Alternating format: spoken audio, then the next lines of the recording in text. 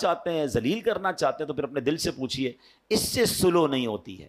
قرآن کا حکم یاد رکھیے گا کہ لوگوں سے اچھی بات کہو۔ اب آخری بات بڑی کمال کی بات ہے، اگر آپ یہ سمجھ جائیں نا تو میں سمجھتا ہوں اس پورے بیان کا جو عطر ہے وہ اس گفتگو میں ہے کہ علامہ قرطبی رحمۃ اللہ تعالی علیہ فرماتے ہیں سمجھانے والا دنیا میں کوئی بھی ہو، آج کے دور میں کوئی حضرت موسیٰ اور حضرت ہارون سے افضل نہیں ہو سکتا۔ اللہ کے نبی ہے نا، اور جسے سمجھایا جائے وہ کتنا ہی بڑا گناہگار کیوں نہ ہو، وہ فرعون سے بڑا گناہگار نہیں ہو سکتا۔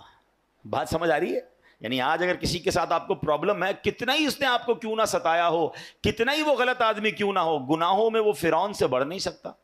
اور ہم میں سے سمجھانے والا کوئی بھی حضرت موسیٰ اور حضرت ہارون سے بڑھ نہیں سکتا۔ دو ایکسٹریم ہو گئی نا، سمجھانے والا بھی ٹاپ پہ ہے اور گناہگار بھی سب سے بڑا ہے۔ مگر جب حضرت موسیٰ اور حضرت ہارون فرعون کے پاس جا رہے تھے تو اللہ کریم نے کیا انہیں ارشاد فرمایا تھا؟ فَقُولَا لَهُ قَوْلًا لَيِّنًا، تو تم اس سے نرم بات کہنا۔ قرآن حضرت موسیٰ حضرت ہارون کو کہہ رہا ہے کس سے نرم بات کرنا؟ فرعون سے۔ یار کسی فرعون سے بڑے گناہگار سے مل لیا آپ نے جو اس سے سختی کر رہے ہو؟ سمجھیے، یا حضرت موسیٰ سے زیادہ اچھا سمجھانا آتا ہے آپ کو؟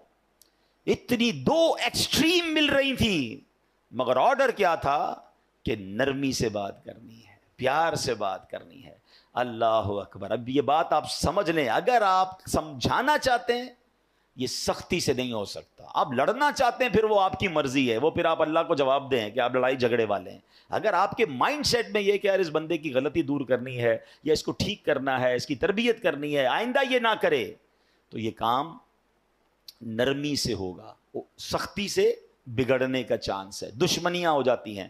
وہ ایک بات ہے نا کہ ایک بندہ کہیں جا رہا تھا، سر پہ اس کے کانچ کی چوڑیاں تھیں اور اس کا پورا ایک گٹھڑ تھا، تو ایک پولیس والا آیا کوتوال اور اس نے آ کر ڈنڈا مارا اس میں، کہا بتاؤ اس میں کیا ہے؟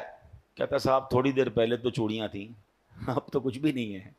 یعنی آپ ڈنڈا مار کر پوچھ رہے ہیں تو ٹوٹ گیا جو آپ پوچھنا چاہ رہے تھے، وہ تو چورا چورا ہو گیا۔